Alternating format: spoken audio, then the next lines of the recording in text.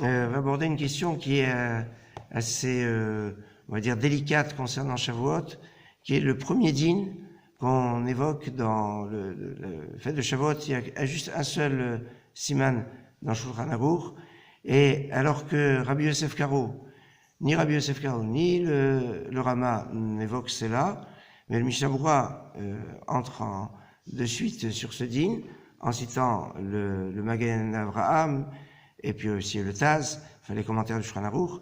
C'est la problématique de à quel horaire peut-on faire la tefila de Arvit ou même le kiddush avant le soir de Shavuot.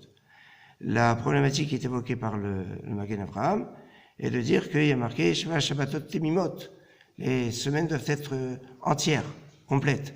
Et donc pour qu'elles soient Temimot, eh ben on ne pourrait. Alors le Magen Avraham dit que c'est pour le kiddush, surtout qu'il y a Kpeda, pas tellement pour Arvit.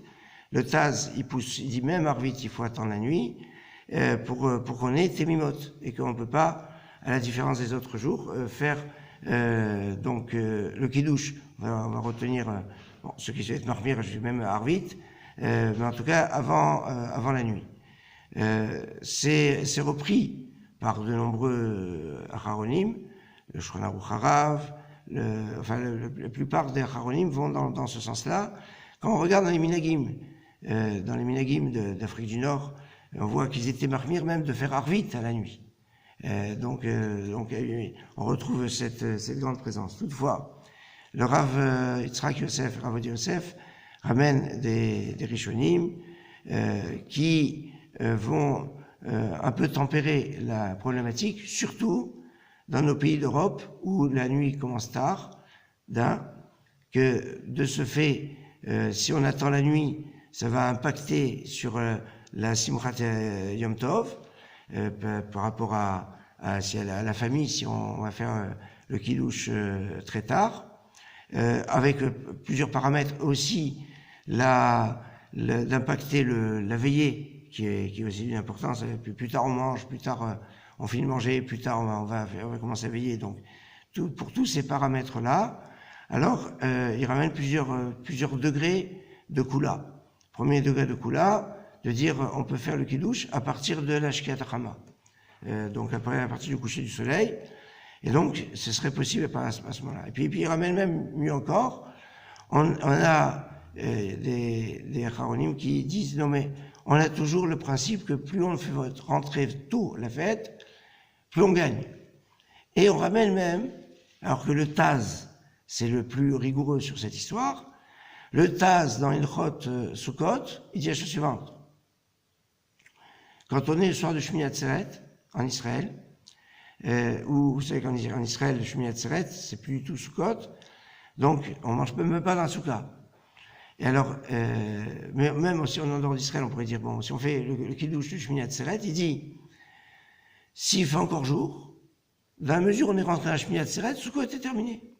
C'est-à-dire, à partir du moment où on fait la tefila, eh ben, on a fait rentrer la fête, ben, on est passé à nos jours. Donc, le Taz lui-même dit que quelqu'un qui, le soir de Sukkot, c'est Shmini Atzeret le soir, il fait jour, il fait kiddush, il n'a pas besoin de faire les Shabbat Soukha, il n'a pas besoin de manger la Soukha, et il n'y a pas de souci. Pourquoi? Parce qu'il rentre à Shmini Atzeret, il passe à un jour.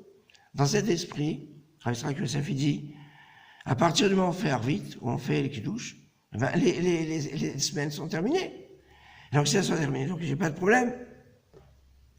En plus, sur le problème de Tmimot, et tout le monde n'est pas d'accord de dire que Tmimot, il faut que ça soit cette semaine complète sur la fin. Tmimot, il faut les compter depuis le début de la nuit, toutes les nuits. C'est ça Tmimot. Deuxième explication, Tmimot, il faut pas rater un jour. C'est-à-dire, si je rate un jour, alors c'est plus Tmimot. Donc il y a plusieurs pshatim. Donc c'est pour ça, pour toutes ces raisons.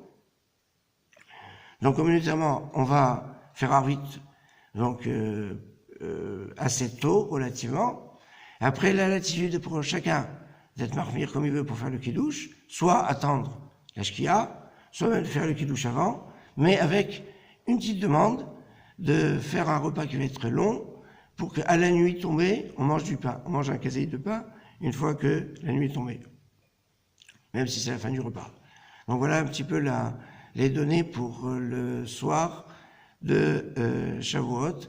Le deuxième soir, il n'y a pas cette problématique, et donc on peut faire le kiddush plus tôt, etc. Ça sera rapporté.